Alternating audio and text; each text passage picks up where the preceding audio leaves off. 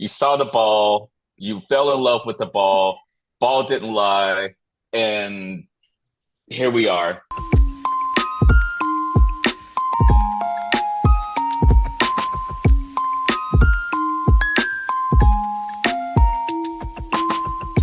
Hello, everyone, and welcome to the podcast of and for the people, the greatest football podcast on earth, Francamente.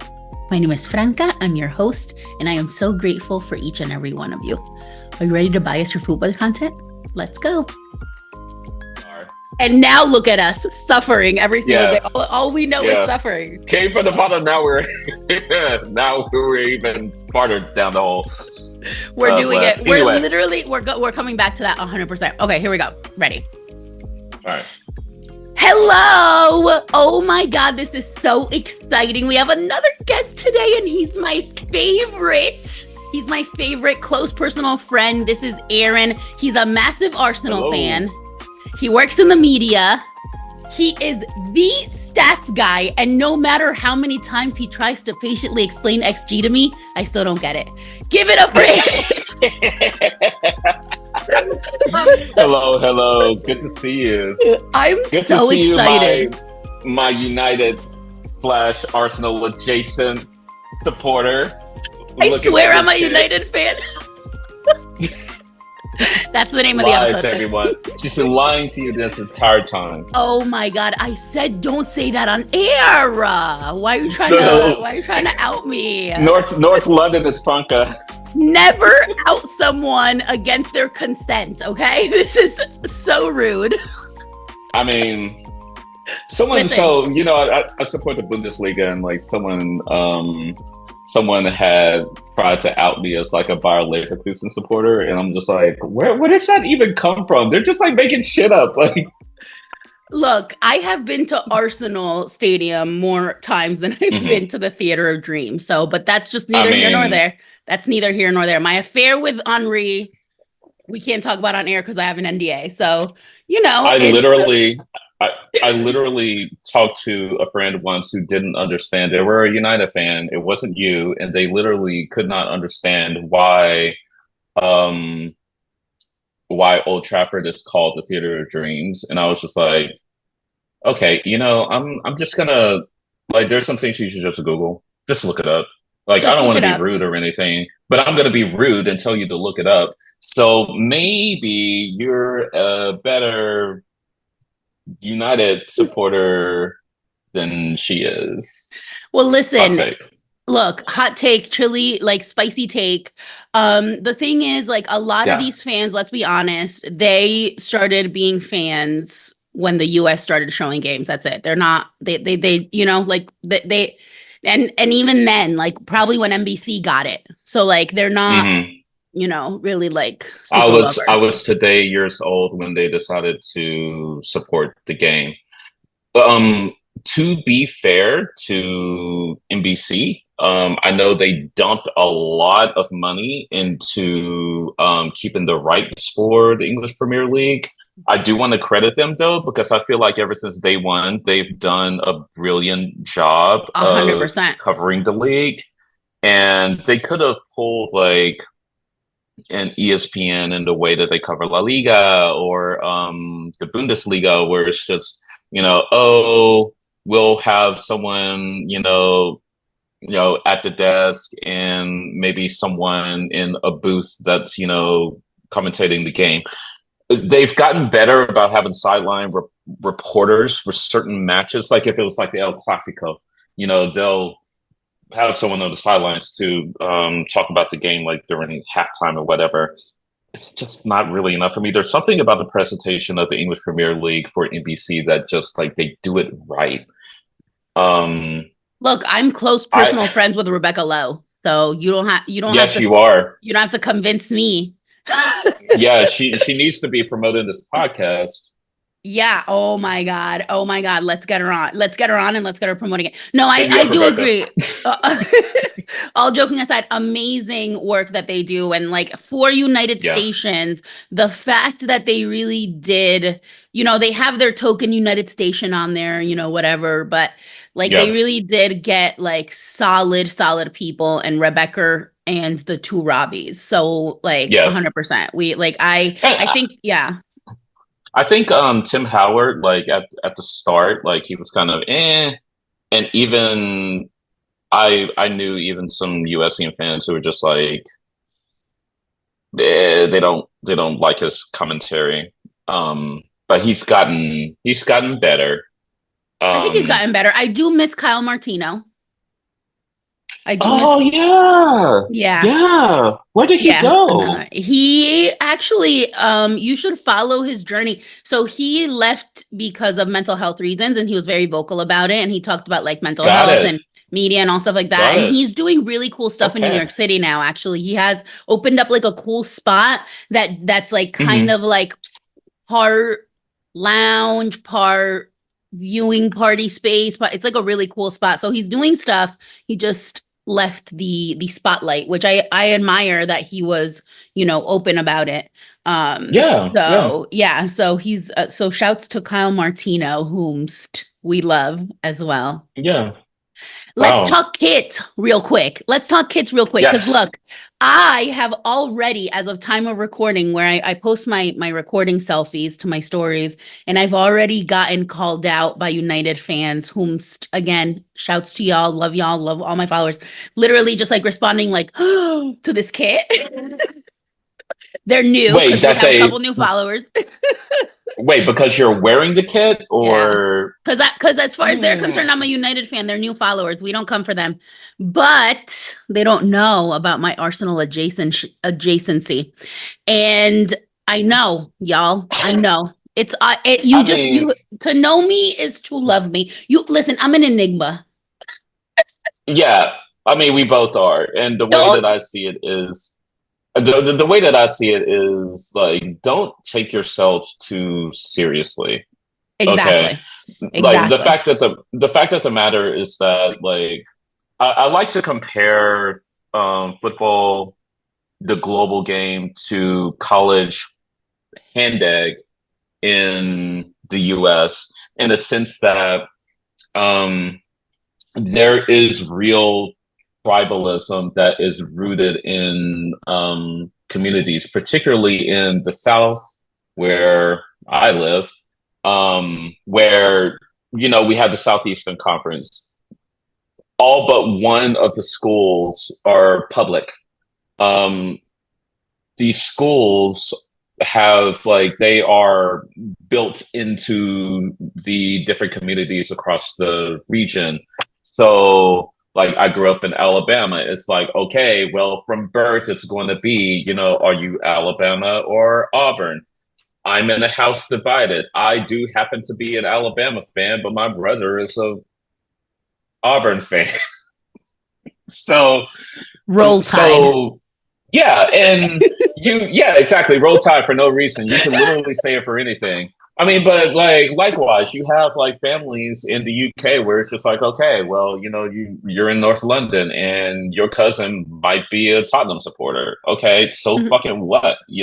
Don't take yourselves too seriously, especially considering that ownership has swung over the last like 20 years, I would say, where you've seen an influx of, Saudi ownership, um, just like Asian ownership in general, Russian ownership, um, station ownership, where you have like these billionaires essentially who are parking their money into an investment because A, taxes, B, sanctions, C, just protecting their wealth, you know. So they don't I I find it hard to fathom that they take winning trophies as seriously as we do. So we shouldn't stress ourselves into holding some loyalty or allegiance to one particular club. The players certainly don't. I mean, some of them do. Um, this actually raises a good point because I think that there was a lot of conversation within Arsenal circles about Nico Williams and why is like I had a friend who was basically complaining about the fact that like we couldn't get Nico Williams. Like, oh well, let's just pay the release clause and pay him at Bilbao.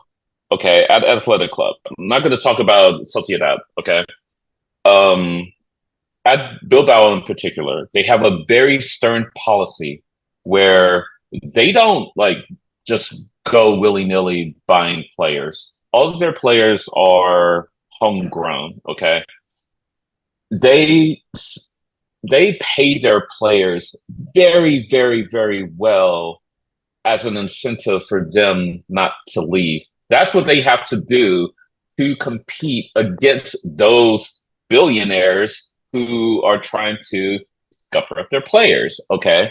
And then eventually, once once they do sell, and let's say that those exported players get up to a certain age, they can come back home, and then they look at like purchasing them back when their value dips a little bit. Okay, it's not so simple as, and it kind of shows the privilege of being an English Premier League fan that you think that you can like step up to any team in any league, barring Bayern Munich, Barcelona, Real Madrid, and say, "Oh, we're going to buy your player, and you're going to agree to it." No, fuck you. Like it just doesn't work that way. 100% the entitlement. I'm so glad you brought that up, the Nico Williams thing, because like the entitlement and also the delusion, we're gonna say delulu so much today, of people who Yeah, think that it's just that easy, or that even that Nico Williams, look, all of us over the summer saw when we were watching, Euro, like his relationship with our son, right, yeah. Lamin Tramal, then there was speculation that he was going to go to Barcelona, right?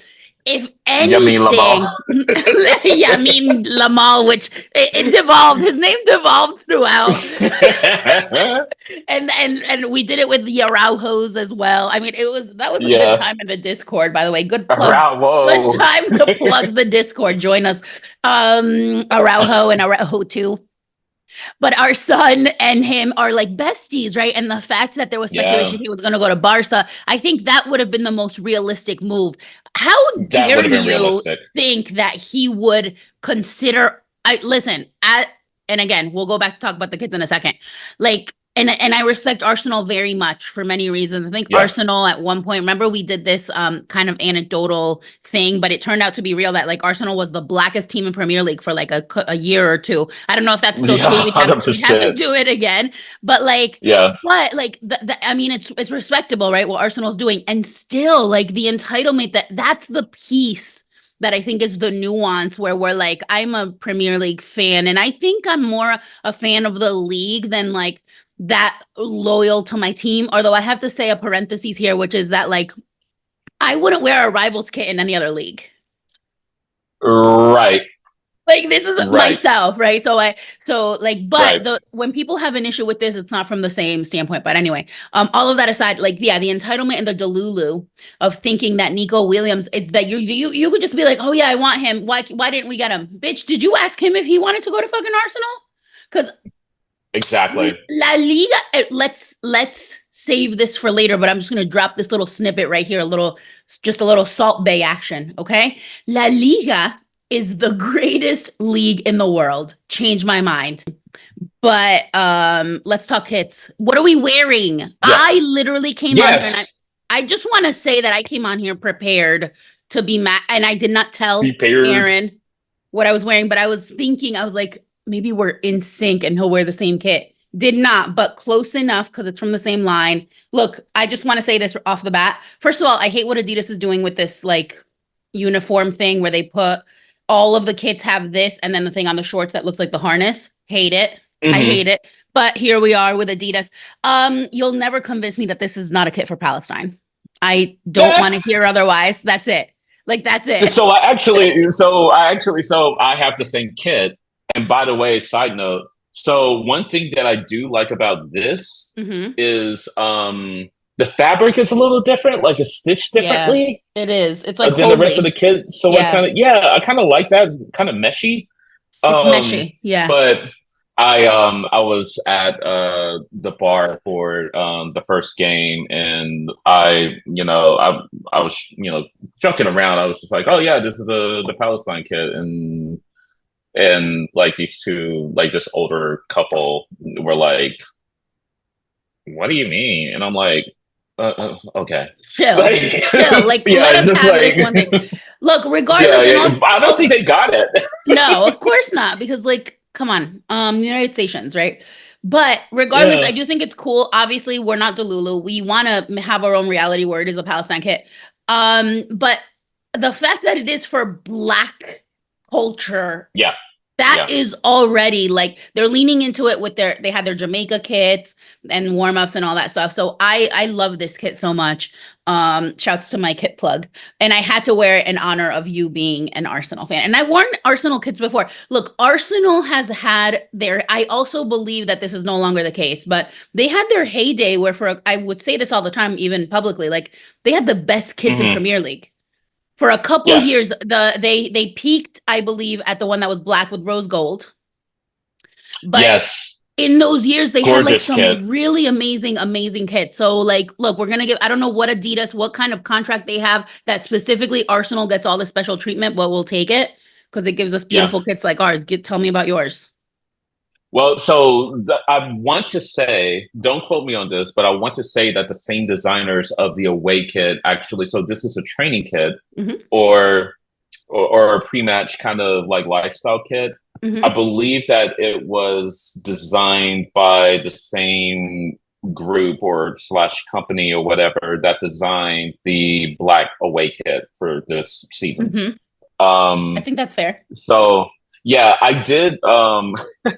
It's so funny. This might come off like a hot take, but I did look up the designers and just looked up like what other clothing that they have, and I'm like, holy shit, it's so expensive. Like I could not afford this. Which there are two ways of looking at this, right? One way is to say, well, damn, like you're designing this stuff, and the people who could maybe like benefit the most from or feel the most about purchasing your product can't afford it.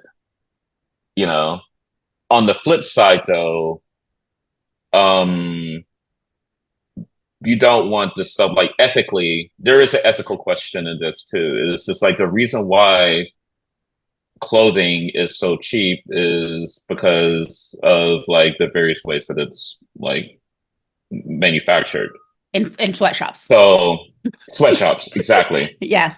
Or, maquiladoras or, Hmm. so No, 100%. so you have to at that point it's like okay, well you take it or leave it. Well, here's the I'm thing. happy with what they've made.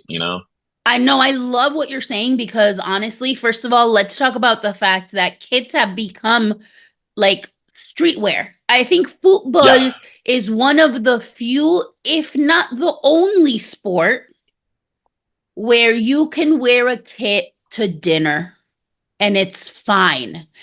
Who's gonna like you? No, imagine wearing a baseball like. I know people wear like Yankee hats all the time, but imagine wearing like a Yankees like those like button up shirts. It's like so like loud Yeah, and no. big and like right. You don't like basketball kits a little basketball jerseys a little bit, but there's still like a certain style that's associated with it, right? But like Yeah. football literally acceptable, and I love that so much, and I love that designers, because now it's like football is fashion, and I think that's Yes. beautiful. And then there's the ethical piece. You're Yes. right. First of all, football kits have gotten way too expensive. That's a whole other thing. But the Yeah. design piece, like you get what you pay for, and let's get away from fast fashion. Everyone thinks they need to have a closet full of outfits, right? As opposed to Yeah. like if you could spend, X amount on something that's well made, that's like ethical and all of that, it would replace like five things in your or more, right? Things in your wardrobe Yeah. of like Yeah. Shein, things that fall apart at the drop of a hat. So I think that's a real Yeah. issue. Yeah.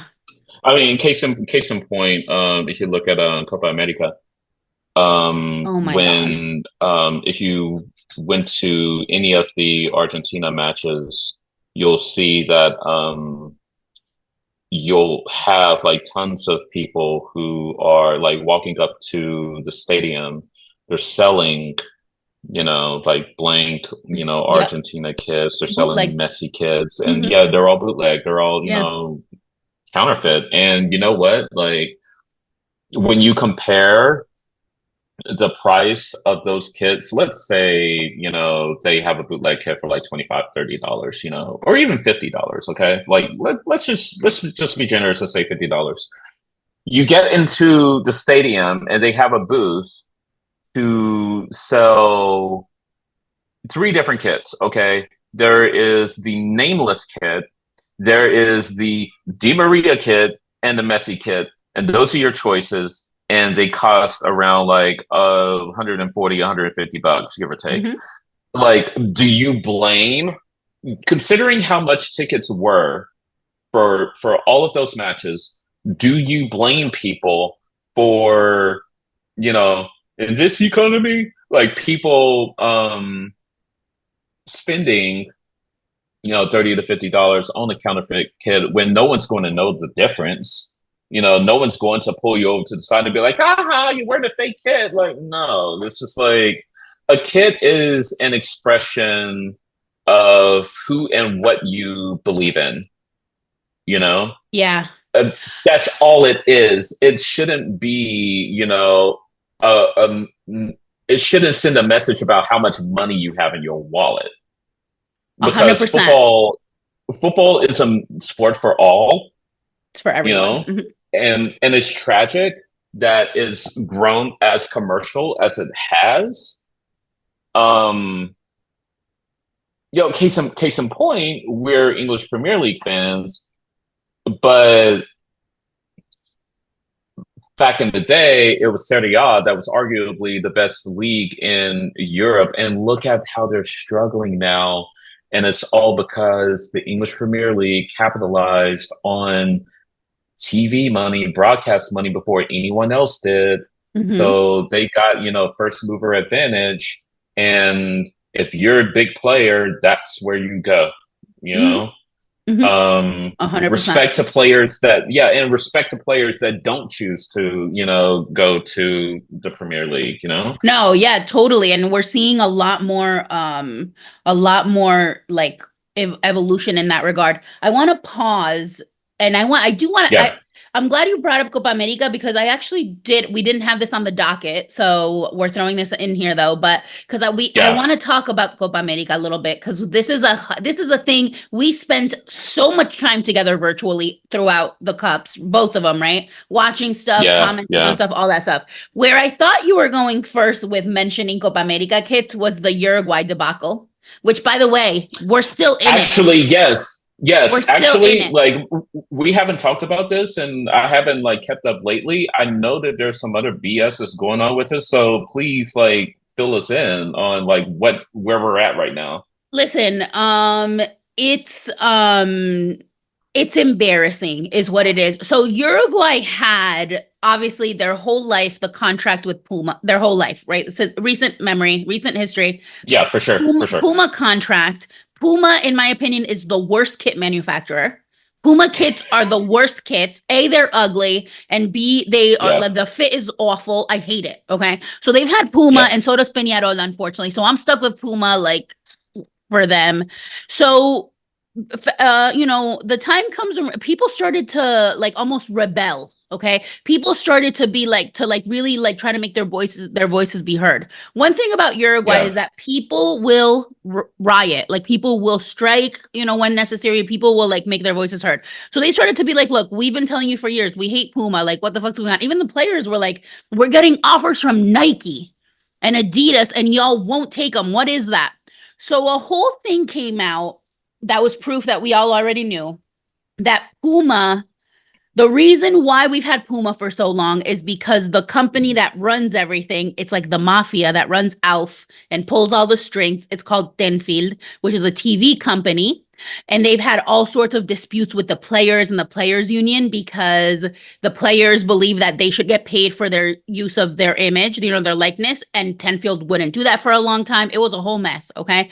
All of that Yeah. aside, they also pull the strings on the kit partnership because there's like dirty money involved and there's all sorts of corruption underneath. So everyone's being held hostage by Puma. Okay.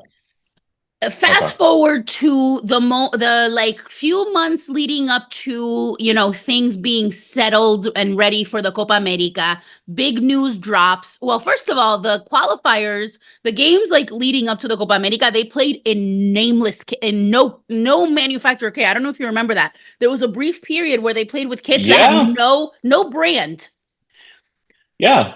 I thought that was kind of cool. And I was like, hey, like, let's go with this. Let's make it a thing. It turned out it's because they had such a big dispute because Nike was what people wanted and the players wanted and everyone wanted. And they were getting tired of Tenfield pulling the strings and Tenfield wasn't budging.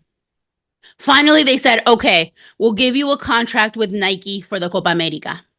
And then we'll decide Okay. again. But a lot of people didn't know that piece. A lot of people just assumed we're Nike now forever. I knew that that wasn't the case, but I hoped that it would get them to realize that these kits are sexier. And I don't like Nike kits either that much, but the Nike kits were sexy Yeah. for Uruguay, right? So then Yeah. it was embarrassing because of all that nonsense. Okay. We still to this day, we are at the end of August, still to this day, have not been able to purchase a legitimate Nike Uruguay kit. They've never been for sale to the point where your Nike had to make a disclaimer that said that anyone that buys a Uruguay kit, it's unofficial because none are available for sale. Do you know how embarrassing that is? That Well, that is just brings us right back. That brings us right back to the point about, like, I was about to say secondhand, not secondhand. This brings us right back to the point about bootleg kits. Buy them. Like, no, for real. Bootleg kits are where it's who do at. you think all that money is going to? Well, that's the thing. That's the thing, right? So then we've got this whole drama. We don't know what's happening. So like all the kits, but like people are still selling fake kits because I see them every single day on Facebook. People are selling the fake Nike kits, and then we get Oh, might as like well. what's it called? Like not a disclaimer, but like an announcement, right? Where they're like, oh, we're in negotiations again with Puma, Nike, Adidas, and a fourth one that's like one of the lesser known ones, but I forget which one it was. So everyone was like, what the fuck do you mean in negotiations again? We just went through this. We've never been Yeah. able to buy a Nike kit. And now I think what's happening is they are using this as an excuse to just keep us in Puma. Because now they're going to be like, well, Puma had the best offer. Puma never has the best offer.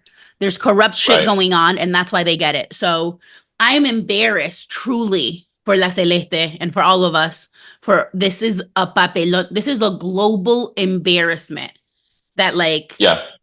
this is happening to Uruguay. Like that's a Yeah. very like historically heavy team, like not because I'm from there, but like Yeah. it's just real. So yeah, that's it in a nutshell. Honestly, like if I was the, well, I don't know if the Federation would agree with this, but I would look at like Kappa, look at I've never I've never worn a New Balance kit, so I don't know how they fit. Um I will say I've worn Nike Kappa, kits. Nike kits I don't like, but Kappa I have worn, but I prefer Nike over Puma. I'll say that. And the thing Sure. about Kappa kits is they do fit a little odd, like because I have the Napoli Maradona tribute one, and it fits Okay. weird. It's weird. It's like it runs a little bit tight, but like I don't mind that. But like it also has like weirdly like large and long sleeves. Like it is a short sleeve kit, but like the sleeves go up to like down to like your elbow. It's odd. It's an odd fit, Oh, that's but weird. it's really weird. But I do like Kappa and would take it over Puma because at this point it's become a philosophical choice. Yes, Not to exactly.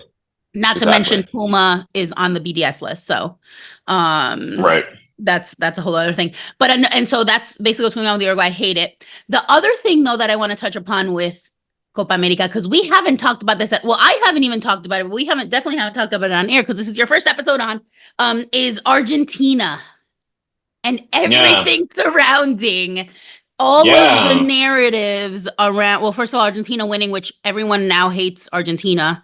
I mean, they always have a little bit for like hater reasons, but now we've got this whole drama with which started actually at the World Cup with the race and the anti-blackness thing, and then now with the song that Enzo has gotten dragged through the coals for, and no one else, which is also odd. And Yeah. just Very weird. that whole thing, because I think this is one of my favorite things that we bond over is you being an Yeah. Argentina fan. Yeah, I am an Argentina fan, and honestly, and sorry out there if you're not an Argentina fan. I'm an Argentina fan. It's me, my body, my choice. Whatever. Um, like honestly, I think that the hate for I can go back. I really think the hate for Argentina really started with the hand of God. Hmm. Well, for sure. The English people hate him for that for sure. Yeah, hate Argentina. Yes, Yeah. and I think that hate has went viral, and everyone, as people, learn more about football lore, they hear about this and they're just like, "Ugh, Argentina," or Argentina, they're so white, they don't have brown people, and stuff like this. It's just like, oh, okay, okay. Listen, just like if you're a fan of just like we were talking about with supporting club football, okay, and not taking your fandom or your loyalty too seriously.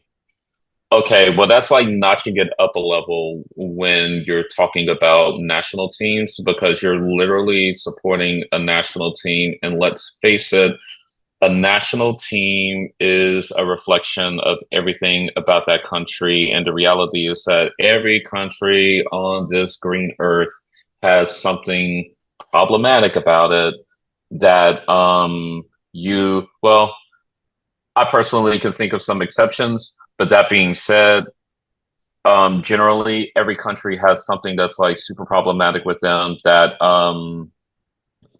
you need to get in line why you get it in order, why you are supporting this team.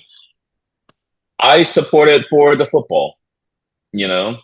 There are certainly things that I appreciate about Argentinian culture, tango, you know.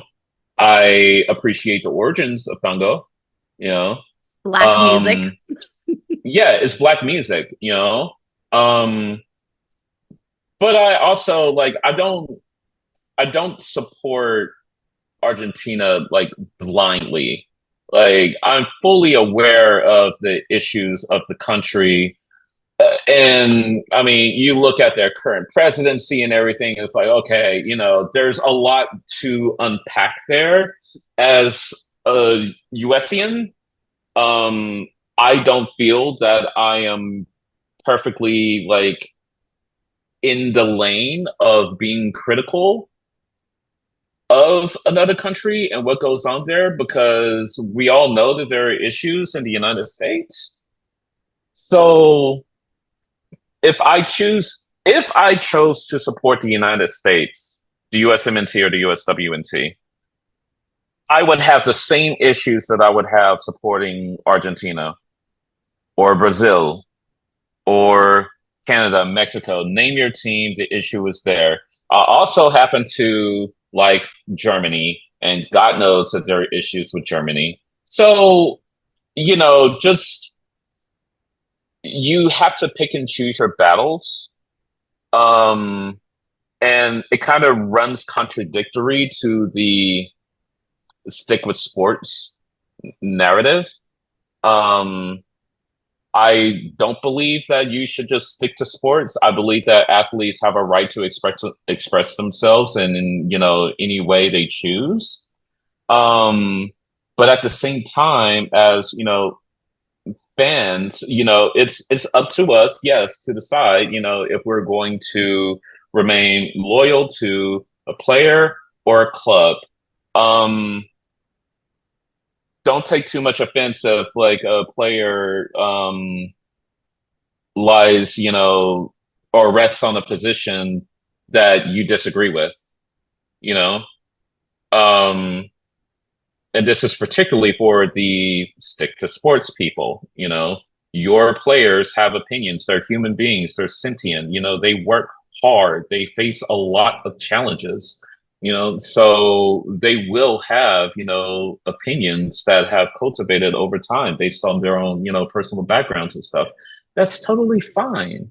Allow it, um it goes to say, back to Argentina, it's not like all Argentinian players share the same position about anything, you know? Hmm, hmm. So like none of us are monoliths. Yeah. I think that's a great point, and there's so much to unpack even within everything you just said. Like, I think the one of the biggest things that's, and we just want to clarify for everyone that everyone knows that listens to us, but we are not US fans here. No one supports the Right, US, exactly, right? And exactly. it's for those reasons. I think here's the thing, right? That's so important that you said. The biggest issue is the hypocrisy, especially as it pertains to the France team, which is what's really, look. And Yes, I will say this because I think I have said this, if I remember correctly. I will say that the song needs to stop being sung. I think the 100%. song, they just need to stop. There's so many other songs, just stop singing it. Okay? That's the bottom line. Hmm. The issue is with the hypocrisy of the folks that are going so hard at Argentina while being US men's national team fans, or the Yeah, hypocrisy of the folks that are going so hard against us while not realizing that, hey, and another thing we've talked about since the World Cup, me and you, right, is that, listen, why does France have such a black team? Is it because they love diversity, equity, and inclusion so much? no, it's because they want to fucking win. And it's because of colonization. And what Yeah, is life like for regular black folks in France? It's not what life is like for Mbappe. And right, so there's so much there where it's like, it's I get it, be mad at the song, and we all should be, and et cetera, et cetera, but like, those same people don't have that same energy for real, like, cases of actual, like, police brutality, racism, of for right, imperialism, for all of that. And that's where my issue comes in, is that you're just looking for for a devil to hate. You're looking for a token, bad country to you. But fundamentally, your hate is because Argentina wins everything. I'm so sorry to say it. Your hate is because Argentina has won everything and you've won nothing as United Stations, right? hmm, Not you, obviously, you know who I mean. Um, and so that's where I have an issue, is with the hypocrisy. It's like, call it out, but then also show me your tweets in support of Black Lives Matter. Show me your tweets in support right. of Palestine. Show me your tweets right, like, because otherwise, what are we doing here? I think that's the biggest thing. So Yeah. so I think that there's like a good anecdote. Uh, there's a good anecdote to piggyback off of this. So in the US, I had mentioned earlier about college football, okay, and college handball, and the fact that I'm an Alabama fan, okay. I have the same like reasoning with Alabama. Here's the deal. So back in dare I say the Jim Crow era, I know people don't like, there are a lot of people who don't like using that term, but I'm just gonna, call it what it is, and it's brutal. Hmm. Um, you had teams in the SEC, including Alabama, who did not play black players. I mean, black people weren't even allowed to go to these schools. So I don't remember what year it was, but Paul Bear Bryant, the legendary coach of Alabama, um, at one point he had Alabama was playing USC, Southern California in LA. Okay. And they got battered. Um, one reason being that they had black players, you know, and that's when Bryant came back to Alabama and said, we need to start recruiting black players and we need to like stop this nonsense of not letting them play because he saw that, oh, if we don't, start recruiting them, then we'll start losing. It wasn't necessarily out of the goodness of his heart. It was literally a sporting decision. Okay. So France, conversely, did the same freaking thing. And as far as the US goes, I could make the argument that, you don't have to create a great US team out of the goodness of your heart. You could do the same thing and actually get rid of pay for play, okay, and actually start like seeking talent in the underserved, marginalized communities of this country. Okay. That's what you go to That South America, that's what they do. There is no fucking like pay for play. You know, that football is a cheap game. Like everyone should be able to play it. it's the Yeah. democratizing sport. Thank you for bringing that up. And I think we might be getting somewhere because I saw such a mainstream person as Nico Cantor, who's like super like Yeah. toes the line. I like him, but he definitely is like a little too like about the US and whatever. I get it, but like, he's mainstream, right? But I saw him come and have a tweet about like attacking pay to play. And when you see people like that, it's like we've reached a limit where it's like it's the elephant in the room that we can't avoid anymore. The US Right. is never, after Copa America especially, it was embarrassing, right? Playing here, right? And how embarrassing their show was. You cannot any longer deny the elephant in the room that pay to play is, because another argument is to be made about pro rel and MLS, and that's a whole other thing, right? But like pay to Mm, play is fundamental, right? It's fundamental, and that is the reason, and I've said it before, and I've had spicy takes before about this, right? Rich people are not good at sports. They just aren't. They just aren't. Okay. Like, and when you have a team of kids that had to pay to play their whole life, and then, the right. capitalist argument is that they're like, oh, well, there's scholarships. Okay, but still, in order to get a scholarship, you still have to have some form of capital in terms of access, right? Yeah. To even knowing that the scholarship's a thing. And then what do you do about rides to and from? And if your parents have 17 jobs, they can't be taking you, right? Like it needs to be a lot more inclusive and all that. And I think that Right. you hit the nail on the head. Where are the people that are coming so hard at Enso and the song, calling out the injustice and the real reason why their own team sucks? There's no, Right. I'm just saying, just don't be a fucking hypocrite. Whatever you believe, just Yep. be consistent. And Exactly. that's my Exactly. biggest issue with United Stations. Okay.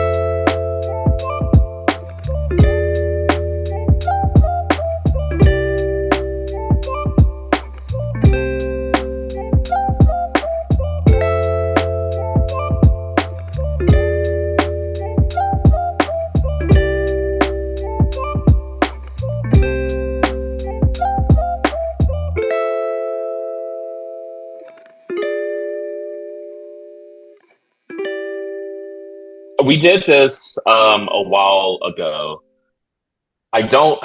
I'm not going to remember off the top of my head where all the players are from, but if you look at the French national team, essentially all of those players are either A, they were born on the African continent, or B, they're of African descent. Okay.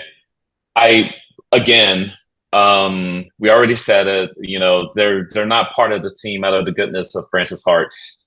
This country literally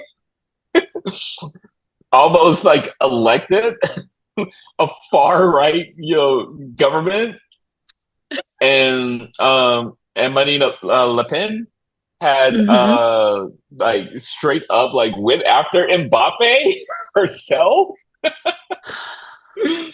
because she wanted him to stick to sports. So again, again, there's a disconnect there. There is a hypocrisy there that and it just it speaks to how egocentric we can be when it comes to supporting national teams, that we think that oh, our countries can do no wrong, and then it goes from you know the sporting side of it and just like objectively looking at the team and saying whether they're good or bad, and it grows into like it inherently it's going to turn into a political thing because you're talking about national teams. So I think that everyone, when we're talking about biasing your football, Hmm. this is another way of like biasing your football by saying that, like, look, I'm going to watch this with the caveat that all of you countries suck. you know I'm here for the players. Uh-huh. Um I mean, literally, who was it? Was it Vicente who said that shit about Yamal and Nico, saying that like they're the two best like players for Spain and they're immigrants? Immigrants. Yes, I think it was him. Like, That was such, oh my God, what a, yeah. like what a take, dude! What a take! And And then even neither of like I them, mean, literally both of them were born. First of all, yeah, our son was literally, because I was there, was born literally the state. He was born in Camp Nou, like yeah, literally, like, oh my right. God. He literally grew up like right down the street from Camp Nou. Like, It's a side insane. note, yeah. Side note, unrelated. Um, have you seen the new Camp Nou? I'm not going to say who it's sponsored by because I just like Don't say I'm it. not going there. Yeah, Yeah, I fuck that. have. I I mean, it's think nice. it's nice. I have such a It's not like, classic anymore. no, it's not, and that's the thing. That's the thing. I have such like a regard for like history and everything about Camp Nou that it Yeah. meant during, the Civil War and everything. And like Hmm. I'm just like I get updated. Look, I'm from Uruguay, which hosted the first World Cup ever. Yep. And that stadium has not been updated since 1930. Okay, like that Yeah. Yeah. stadium, Yeah. you Yeah. go in and it is just you're at the first stadium in the world. Like it's not Yeah. like, but there is a charm, and there is like the ghosts of the past. Like you feel the history, you feel the like. Don't go there and expect comfortable seats. But like Right. I don't. It's part That's of the not vibe, though. right. Like that's not what it is about to me. So I am not a pro building new stadia person. Look, when I was in London, I had this cab driver who told me he played for Tottenham before. Oh God. And I know it was a whole thing. He actually told me that he was an Arsenal fan growing up and then became a Tottenham fan when he played for them. Like, okay. So, but anyway, It happens. It happens. it happens. But he was like I'll allow kind it. of okay, like he was cool, but then he started talking about how Tottenham, he was definitely like a capitalist. He was talking about how Tottenham now is like doing the right thing with this stadium because they're bringing in revenue from all this stuff. They have like wall climbing and all this stuff that they do like in the off season and in between games where you can go in and it's like an Hmm. amusement park basically. And the whole time he was talking, I was just like, dude, this is literally everything that I'm against. I didn't say anything because I just wanted to get to my destination, but like every single thing he was talking about is against everything I stand for. So no, I new stadia to me don't impress me. Like I think that Yeah, I think that we've lost the magic of football in many many ways, and that's just one yeah. example of it. I hate it. I hate it. I'm sorry. I hate it. I don't like it. So there's I'm sure that there was a tiny bit of that narrative when Arsenal left Highbury, where people felt that, I mean, the club definitely felt that, and Arsene Wenger, because he was like a true manager in the sense that like everything about the club he basically ran alongside David Dean. Um, they felt that, oh, in order for us to actually, compete on the European stage and bring in, bigger players and stuff like that, that, hey, we need to have a bigger stadium because Highbury was not, big. It was baby, but a classic, like beautiful, gorgeous ground, that unfortunately I never had the privilege of, visiting. I could only, see it in pictures. Um, but that same, argument was made that, oh well, do we really need to do this? Like, what are we doing here? Like, why are we losing this? Obviously I've never been to White Hart Lane. Um, Even if it still existed, that I wouldn't go. And I haven't been to the new Tottenham ground. The toilet So bowl. yeah, yeah, the toilet bowl. They are making a ton of money just off of all the things that happen at the scene with concerts and stuff because it is new, and everybody wants to be there. They have like NFL games there and stuff, so the revenue keeps pouring in.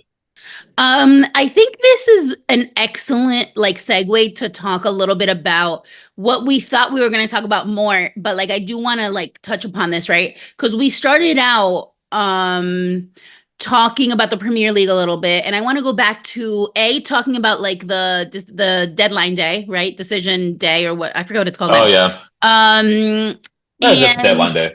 Deadline day. Okay. Okay, good. Because sometimes I go, because I don't know about you. Like, we used to have deadline days that were like exciting and there were people waiting for the last second. And if there was going to be a bombshell signing and nothing happened this year. So that's for one, right? Yeah. Nothing major happened this year by deadline day. And then just in general, like, Premier the B how much we've suffered already. Remember the one day that I was literally we were texting and I was like, what why do I do this? Like in one just a set like a little set of days. Oh, and this reminds me too, as we talk about Premier League too. Okay, I'm throwing all of this at you because I have ADHD, so we'll forget. You have been on a journey that has made me Changes. so happy and literally made me cry of decolonizing your football. So you've been watching more South American football. We have both Yeah. pledged to watch more Serie A because I think that within Europe, that's a league that's marginalized right now. It used to be in its Hmm. heyday, the biggest one. So let's talk a little bit about all of that, like what decolonizing looks like, watching more South American football, why we suffer like this, why we do this to ourselves, and what the hell's going on with why nothing happened by deadline day. Well, what do you want to hit first? Do you want to hit the decolonizing first or the Yeah, transfers? let's do Because decolonizing first.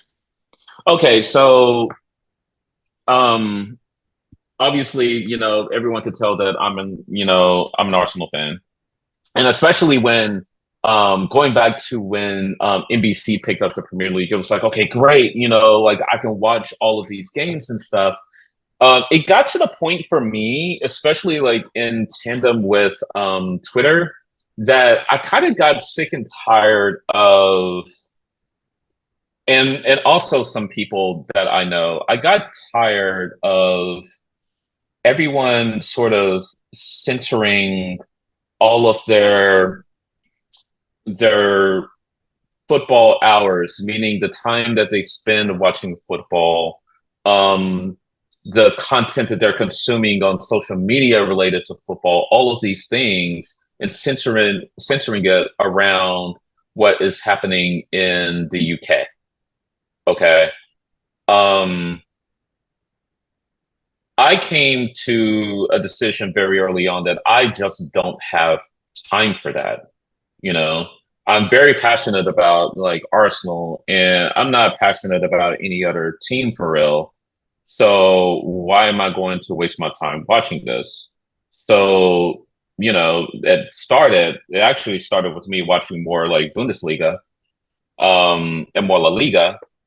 So, watching that, and then Serie A came into the mix once Paramount picked up the TV rights for that in the US.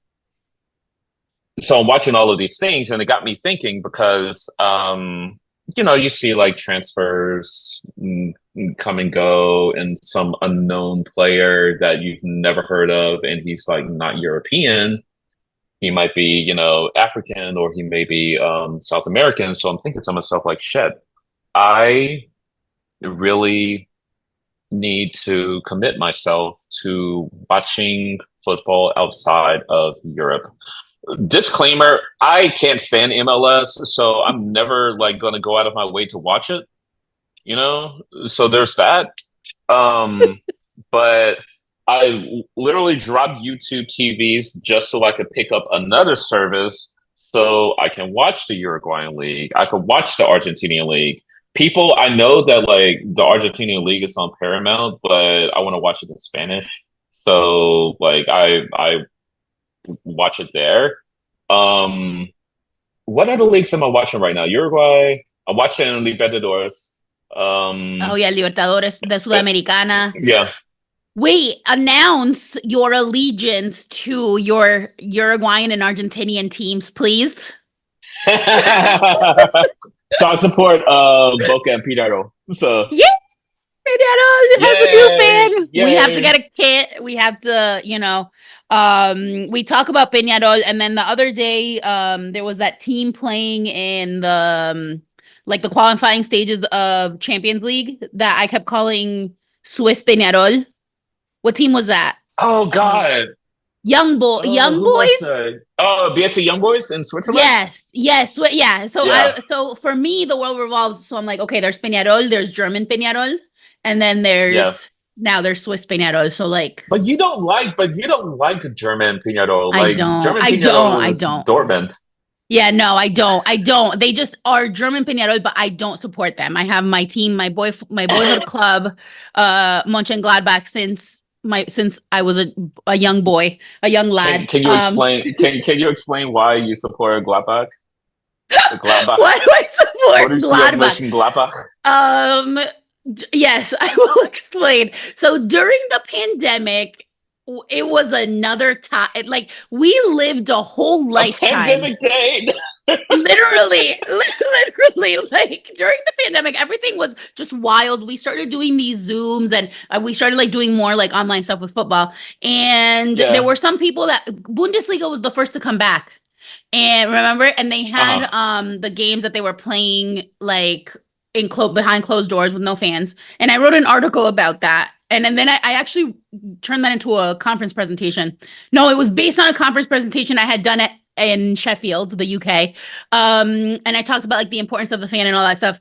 And I was like, I still was like anti-Bundesliga.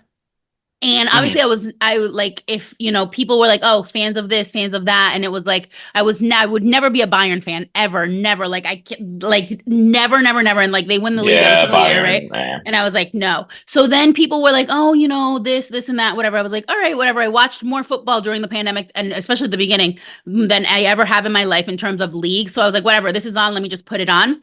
And I really I started to really like Gladbach's marketing. First of all, they have the best mascot in Germany. That foal is so goofy looking Yes, with they his little do. like They hair. It's do. ridiculous. Their marketing was so good. Their tweets were hilarious. And then they released that sexy ass kit that was like the anniversary kit, I think 120 years, and it was like black on black. That was a nice They kid. even got That was a Puma. gorgeous kid. They even got Puma to agree because you know how, like, for example, like United had that sexy black kit that had like the roses and like lighter black. And Yep. that was such a sexy kit, but then it has in white the fucking Chevrolet thing that ruined the whole kit. The They big ass even logo. Yeah. it's disgusting. They Mönchengladbach got Puma and Bundesliga to agree for all the patches to be black. So that kit Yeah. was like sexy as hell. It's still one of the ones I wear the most, and I had a really like cool photo shoot with it. Loved it. So I was like, that's it. I'm declaring a team. I also liked a couple of their players, and now I'm forgetting who it was back then that I was like super into, but um whatever. Anyway, that's how it came about. So when I talk about my teams, I never mention Mönchengladbach because it's such like a Mm. superficial. But when they're on, I'll watch them, and and I would love for them to beat Well, let's like see. Bayern. Let's look at the 20. This would have been the 20. Why's my keyboard not working? Is this the 2020? Mm-hmm. Oh, that's why. 2020, 2021 Mönchengladbach squad. Mm-hmm. I want to say Playa was on that team. I bet you like Embolo. Wait, yes. Also their goalie, which I think is still their goalie, I loved. What's his Oh, name? Jan Summer? So Summer. And He's they gone. had that sexy he's gone. Damn. They had Yeah, I that think he sexy plays for. coach. Remember the Silver Oh, Fox? Marco Rosa. Oh my God. I was like, okay, that's it. I'm sold. Who else? So There so was so Jan Summer is at Inter now. that breaks my heart. See, that's how much I Yeah. follow my team, my boyhood club in Germany. Yeah. So that team, Alassane Plea, Ibrahima Traore, Hannes Wolf. Oh, Denis Zakaria. He was awesome. Uh, yeah, yeah, he was great. Let's see, Taram, Matthias wasn't Taram? Ginter. Was Taram on that team? I think so. Yes, Taram was on that team. Okay. Yeah. That's really who sold me, I'll be honest. Okay. Okay. I see it. Who I else? see it. Yeah, I mean, I don't know. There was just something about it. It was like a nice little like just blend of things that came together for me to be like, this is my boyhood club. And Well, that's it. the reason why I became a Dortmund supporter was because of Marco Reus, who, by the way, did play for Mönchengladbach. He was insane. You know, he's in the MLS now. No, don't break my heart like this. Yeah, fam. Yeah, he's playing for what is it? People help me. Is it Galaxy or is it No, I think he plays for LAFC. Yes, sir. No, he's at Galaxy. Yeah. Wow. Well, I mean, look, he's 35 short-lived. years old and he's 35 years old and he's, trying to get that money, you know. Fine, fine. We'll allow it. Look, listen, speaking of decolonizing Uruguay, all of this stuff, right? Like, remember when we became fans again of my boyhood club, the New York Red Bulls, for signing a Uruguayan? Like, we can have a love-hate relationship with MLS. And Listen, you became a fan of New York Red Bulls again because they signed in Uruguayan, I said okay? we, okay? It's the royal we. It's the royal we. We're decolonizing and we have to support him. Well, Like he's only on loan anyway, but I didn't become a fan of like Galatasaray because Lucas Torreira left and Arsenal and went there. You oh know, my God. Remember those Torreira days? Actually, the kit that most I stands out miss to him. me from me too. I like, oh my God, the way they fucked him over. The Yeah. they had that kit, and now look, you might get another Uruguayan in Darwin. Did you see that rumor? Oh well. Okay. So I mean, apparently, I feel like this is going to segue into transfer talk, but like, Mhm. apparently, that was just. I think that was just someone trolling. Okay. But wasn't particularly trying to troll Arsenal fans as much as he was trying to troll Liverpool fans because Liverpool fans are kind of cursed too. Like they're like, First club. oh yeah, yeah, like they're like we hate Darwin, but we love Darwin. We don't want to lose Darwin because Darwin's a jokester, okay? Like anyone, y'all need to follow Darwin on social media, He's or at least hilarious. like yes, like put yourself into some Liverpool content because Darwin is awesome, or Uruguay content. Either one Yeah. will work. No, he Like used he to is hilarious. he's done these videos that live in my head rent free of like little like promos that he used to do when he here's the thing of and like about Uruguayans and like this could be the yeah, that perfect segue, right? Like about decolonizing. Like it's not just I mean, look, all joking aside about how much of a queen I am and how much like everyone wants to be Uruguayan because of me, like I know the reality is that you liked Uruguay before me, you liked Argentina before me, right? A thing about and we've talked about this years ago that Uruguay is like humble. Like the Uruguayan players are humble. Like Cavani being the name that he is, he could be such a fucking Yeah, asshole. He isn't. Forlan was never an asshole. And specifically with Darwin, he's so humble. Like he talks just like he's from the countryside because he is. He doesn't. I mean, he does. yeah, He's a troll and he's funny, but he's unintentionally funny a lot of the times. Like yeah, they'll make them do those little videos, you know, where they're like, here's our players, like get to know each other or whatever. Like he did one yeah. with Lucho with oh my god, what's the Colombian name? Luis oh my god. That he plays with. DS. Luis Diaz. And they were supposed to guess each other's favorite food. And like he just was a disaster with that because he's just himself. He's just like a humble, low-key dude. So yes, on the one hand, he should score more and whatever criticisms people have, whatever. But on the other hand, like Hmm. he's just a good dude. And like he does score a lot of the hate that he gets. And this goes back to Torreira, because remember when we used to bond about Torreira and like how much he Yeah, got so much more scrutiny for being from the global south because like and not speaking English or like whatever the case is because like why yeah, is the Premier League so fixated, I mean we know the answer, on so much on like hating global south, not only players but coaches, right? Whenever a coach yeah, comes they're never given a chance. I mean they don't even have to be from the global south. Look at Arteta, he gets so much hate, right? And he yeah. got so much hate in the beginning because he was a Spaniard, and like not to mention Bielsa, right? The way he was treated by a lot of pundits. So there is In that this like past level of to racism in the Premier yeah. League that like affects all of this. So I'm glad that it was I mean, I would have paid to see it though, like Darwin at Arsenal. Like it's just the Oh troll of the God. century. Like Yeah. Well, I think that the well first of all, backing up, like I should throw in like a caveat that I'm a bigger Uruguay fan than I am an Argentina fan, people, you know. So yeah, I know that I probably just contradicted myself earlier, but whatever. I don't care. Once again, my my body, body, my my choice. choice. Uh so I want to say that Pellegrino or Pellegrini it's not Pellegrino, that's a drink. Pellegrini, Manuel Pellegrini was the first Global South coach to win the Premier League with City. He's Hmm. Chilean.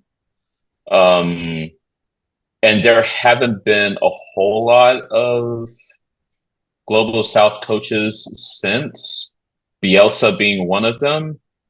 This is a Bielsa channel, by the way.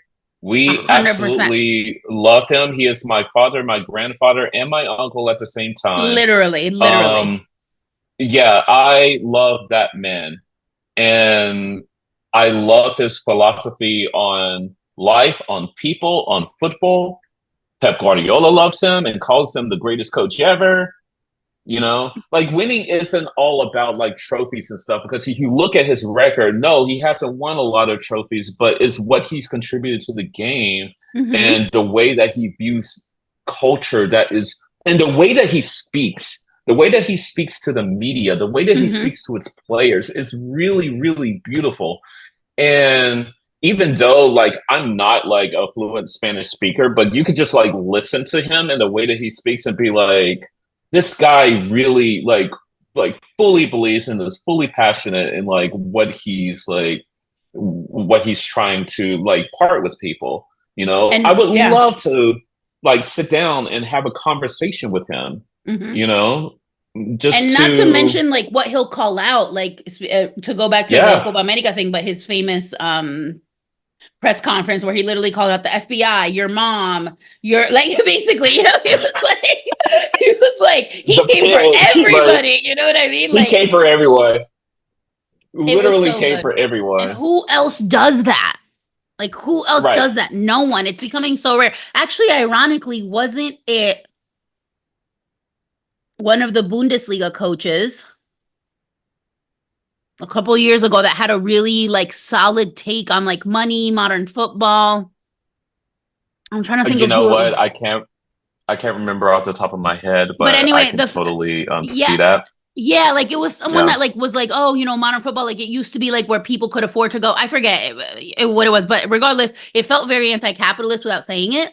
Yeah. But other than that, no one, like the reason why it hits so much when Bielsa does stuff like that is because I mean, not let's not forget our favorite press conference before this, which was Conte, right? Antonio Conte, like with Tottenham, like I was literally going to say that the only other like coach I could think of right off the top of my head that is like that could probably have like a conversation or a news conference that is like comparable to what Bielsa would do is him. and he's now And coaching the our way that beloved boyhood club, Napoli, and not yeah. thriving, but that's okay. The And league. he has some and he's already has shit to say about Napoli, Yep. Like so which I think that Lukaku is there now. I think. Another one of my pandemic lovers. That was another one I fell in love with during the Man, pandemic. that man has racked up so much in transfer fees. It's truly amazing how And much look, money clubs have spent at him. and look, I And will look, I defend support him to the Lukaku. death. Yes, I will defend him to the Yeah, death. like He is double cheeked up and I love it. Like he is so sexy and I love it. But let's be honest, is he worth that money? absolutely not.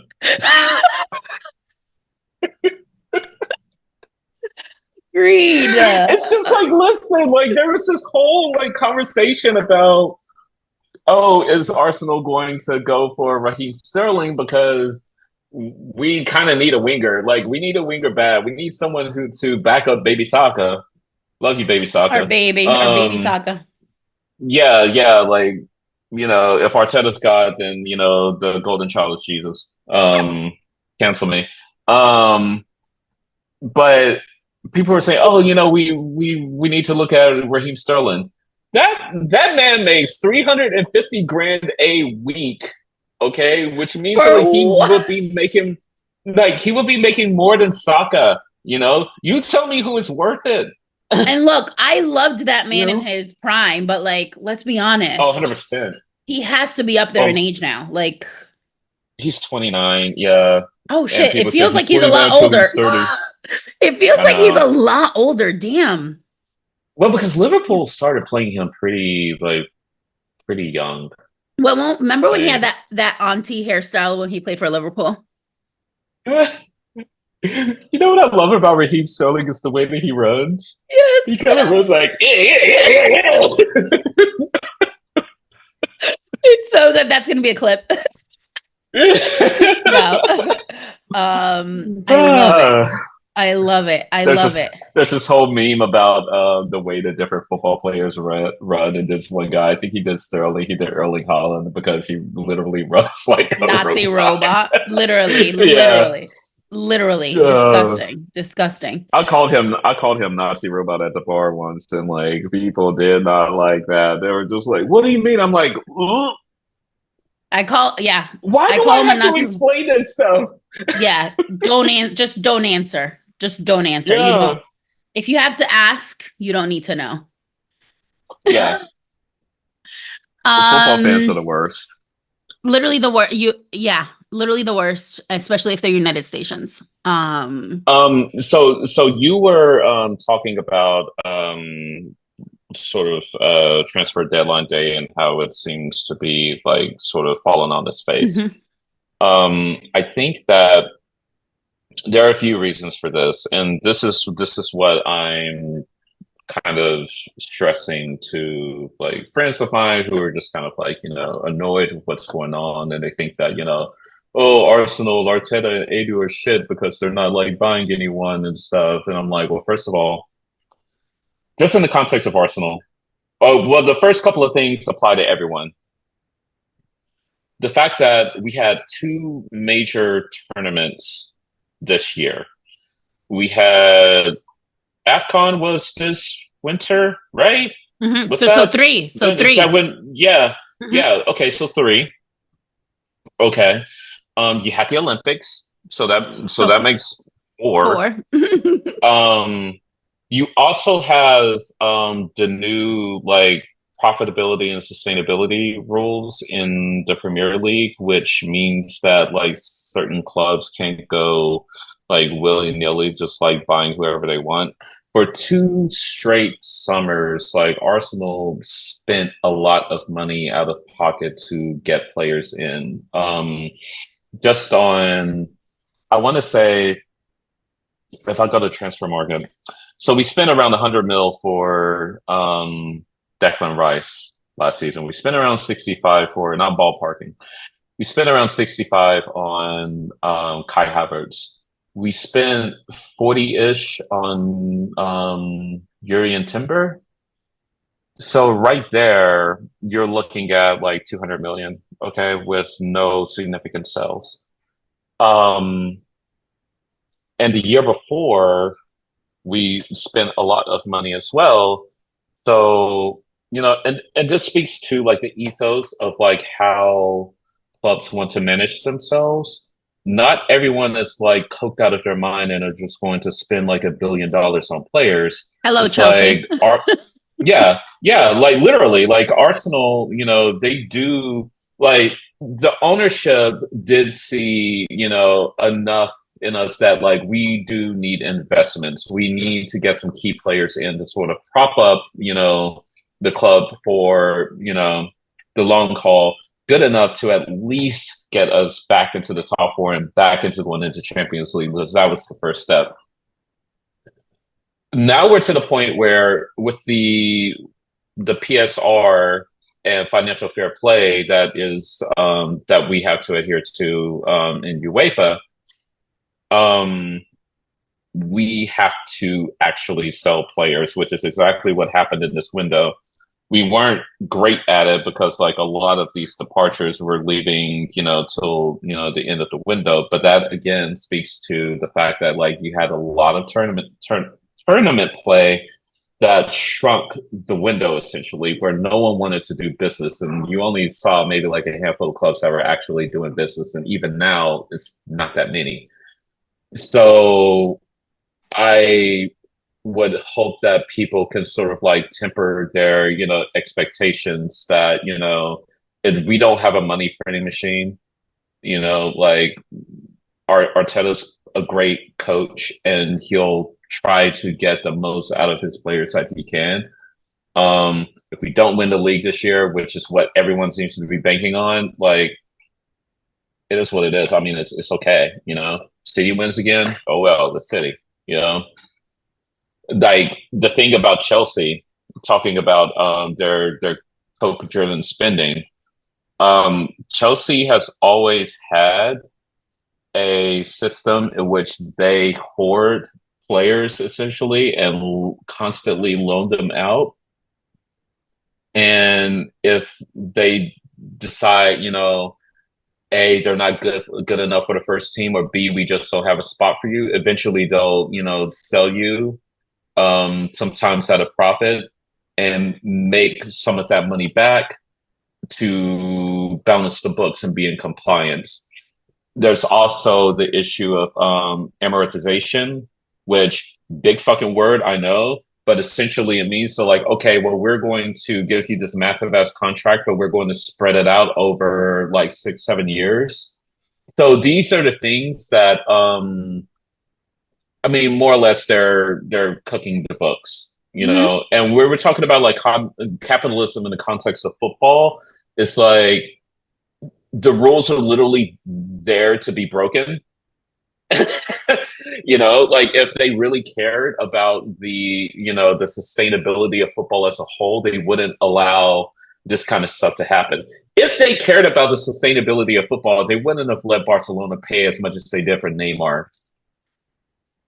I hate to Listen, go there because no. listen, I hate to go there because I love, Barcelona. They're Mhm. my Spanish club, but once that happened, it literally broke everything. It did. It did.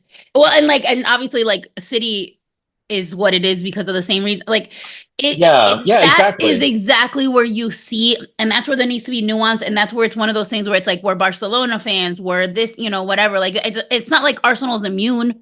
Arsenal's Right. literal sponsor is the Emirates. Like, you can't, like, you can't, Exactly. we can't. Exactly. What we can't do is moralize. This is another thing I hate about the hypocrites, right? Like, we can't moralize because we're all complicit, right?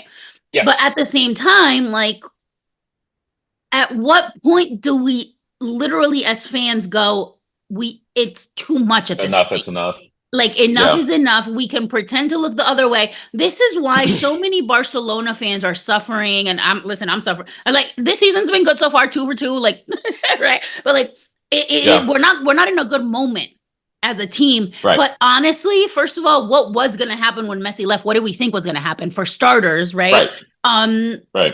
but I am a little bit of like in the camp of you reap what you sow. You know what I mean? Like, Yes. like, there has to be a time where we say, look, and apparently none of these rules apply to Real Madrid because they keep signing stars, quote unquote, spending whatever money, Yeah. right? But that aside, Yeah. like, there has to be a time where we're like, at what point do we bring this back to earth? To what the essence of football was. It was at its inception. I think it's beautiful, all joking aside about our son, right? And if Nico Williams ends up coming one day, great, and all that stuff. These aren't big names that are playing for Barcelona currently, right? Right. Since Right. the downfall of this recent monetary thing. And so, like, well, I hate that Flick is the coach because, I mean, if he wins us anything, great. But like, I didn't want a Why did they hire him? He's terrible.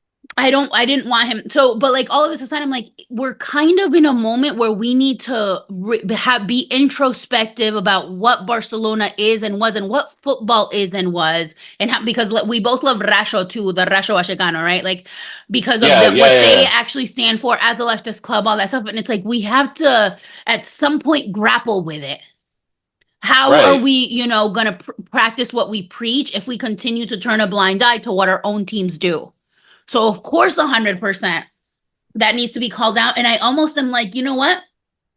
Let Barcelona hit rock bottom if we need to.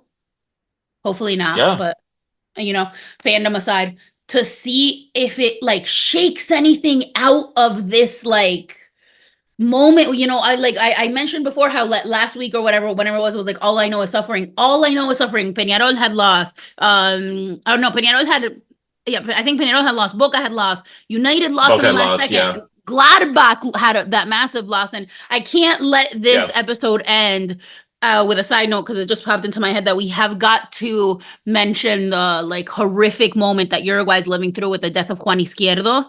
Um, Yeah. Yeah. RIP, and like the fact that he died on the pitch is like, he was so Yeah. young. He had a 10-day-old kid. I mean, like, heartbreaking loss, right? For the Really, football really community, heartbreaking. for the football community as a Yeah. whole, and it has shown a lot of camaraderie because obviously there's a rivalry of Nacional and Peñarol, and like there's so many people Yeah. coming together to be like, this is unfathomable, right? I say that because Yeah. it's heartbreaking, and we've had loss, and we've had, horrific stuff happen in football, and then something like that happens and it puts everything else in perspective Exactly. of like, Exactly. we are pushing these athletes to death, Yeah. and we have to at some point take a step back and go, okay, what is Yep. worth it? What are we doing here if we're not looking at I this human side, yeah. Um I wholeheartedly agree with you. It makes me think of because around this same time, And I hate to bring Handeg back into the conversation again, but this is to say that there has been trends for this summer for some reason of kids, like high school kids, either like dying in games because they took a bad hit, or more prominently, they're dying in training, having um, and cardiac arrests, and it's blazing hot outside. I do like, don't let your fandom get in the way of having a human side and having empathy when it comes to like what these players are going through, because like all of your trolling, all of your abuse does affect them. These players are constantly putting their bodies on the line every day, every hour, every minute. And the fact that, and this kind of leads back to the whole conversation about how capitalism is kind of running amok in football. That we're adding in all of these competitions. We're making the World Cup even bigger with more competition or more games, more teams, more travel. Um, you have God, what is it? The Super League. Okay. Oh God, We yeah. dodged that one. For And I now. think For that, now. yeah, for now. And I think that that was a slight moment in the timeline where people said enough is enough. But here's the thing, we already have a Super League, and it's called the English Premier League. Okay. So it's just like, I hate to say it, but the ship has already sailed when it comes to this kind of thing.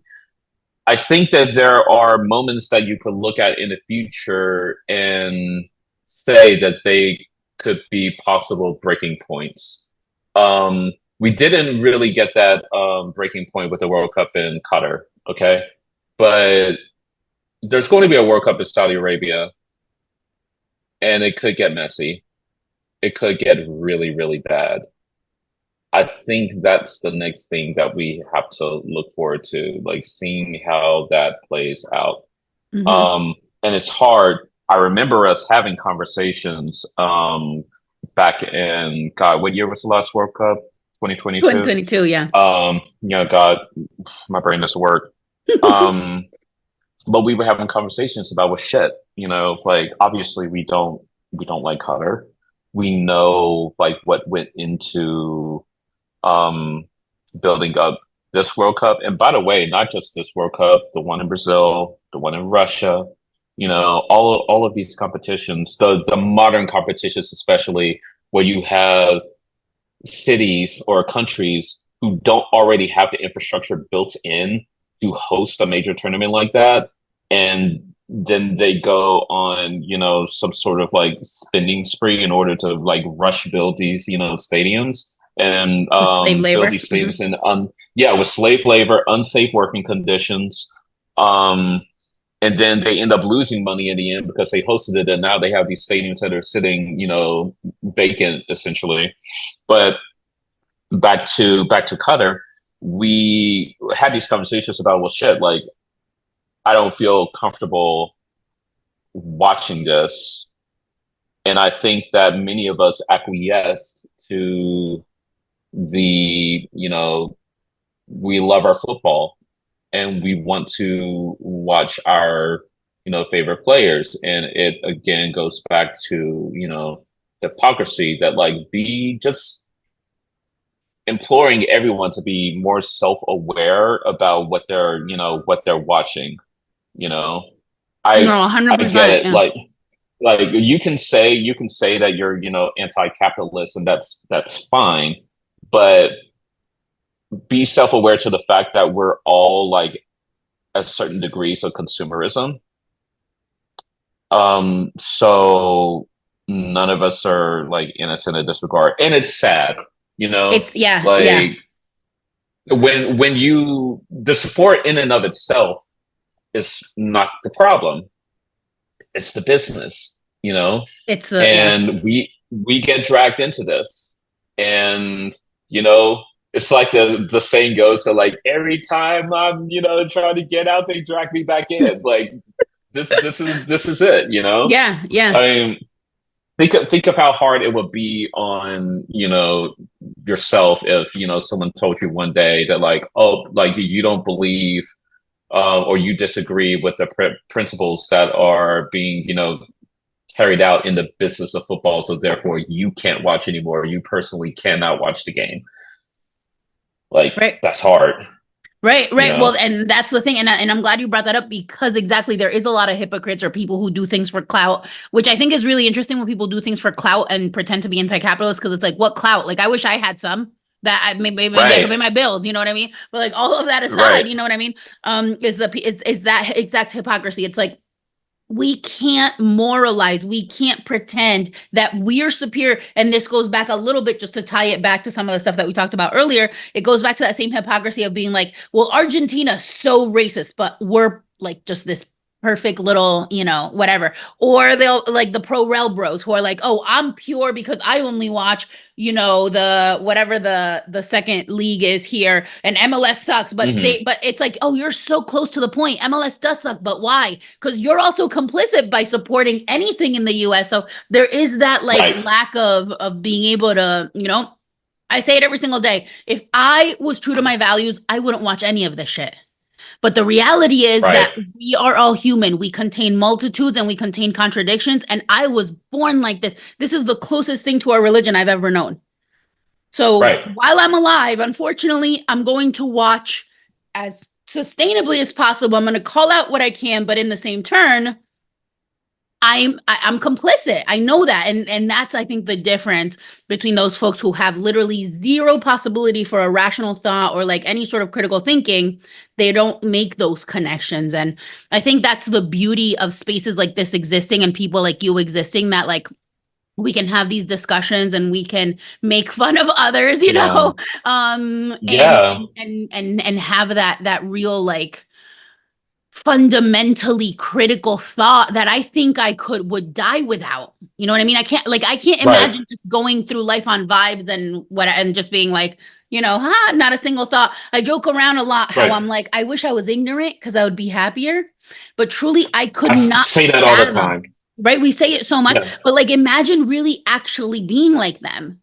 Like I think yeah, this is beautiful that we can actually like have this, so long a discussion on all of these beautiful things that make the sport what it is. The sport fundamentally is political. It always has been. Maradona said yeah, it. La pelota no se mancha. I don't know how you translate like the ball. You don't stain the ball. You can't stain the ball, right? The ball is a metaphor, right? right. Like y'all can ruin whatever you want, FIFA, modern football, capitalism, but the ball is sacred. And it's Yep, that metaphor, right? For what football right. was in its inception that we're trying to keep alive here. And like, if it weren't for that, I would redact it. Yeah, no. Well, I mean, I've always made the case that like that football is like essentially a communist sport. 100%. It's it's the most communal, the most primal sport that we have. Like, humankind has known a ball for like probably since day one. I don't know, Hmm? Mm-hmm. but everyone who is, fortunately, born with, like able-bodied can kick a ball, you know, like there's literally no game in the world that is like more simple than that. And cheap and And accessible. cheap and accessible. You're playing with, especially on the youth level, you're playing with many kids who have like a shared experience, and are now, sharing this experience with each other, going through the same shit, you know? Um, that's where the game is, and that's where the ball like never lies, Ball don't lie. and yeah, literally my favorite quote ever. Like, And it's real, and it thank you, really is Rasheed. like Yeah, kind of based on that Maradona quote. But like, what a more beautiful yeah. note to end on, right? Like, what a more beautiful thought to conclude this amazing, literally amazing, amazing episode. I can't thank you enough. I mean, I hope that this means you have to come back, right? Because like we still Oh, I'll be have back. so much content. I'll be back to terrorize everyone. I love it so much. Thank you again. You're literally the best. We're gonna literally go right back to texting once we log off here. But thank you so much for being here, for regaling us with all of this knowledge. I'd like to remind all the viewers to please make sure you like, subscribe, smash that like button, subscribe, review, leave a comment if it's good, review us on Apple Podcasts, follow Anticonquista, follow Real Francamente on all of the socials. It'll all be in the show notes. I love y'all so much. Bias your content. Bias your football content. Thank you so much. Bye. Bye, y'all.